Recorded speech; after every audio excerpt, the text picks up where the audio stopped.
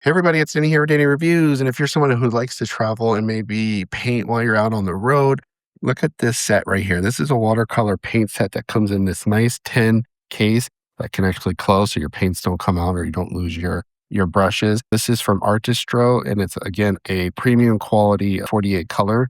And what I really love about their set here is just check out all the colors you get, 48 of them. They give you this nice chart with everything labeled. And you also get a matching card too as well, which is on this very nice cardstock. So you can put your samples here and see what they'll look like on paper. But again, a really nice plasticky card that shows you all the colors that are included. And again, you get 48 of those colors. You get a little sponge here to dab your brush. You get 3 little trays for mixing. You get a fine tip brush. You get a water marker in a sense. We can put some water and doodle that way, and then another paintbrush too as well. And everything has a hole and fits nicely in its space. So you can take this with you on the go and keep all your stuff organized. This fits right in there.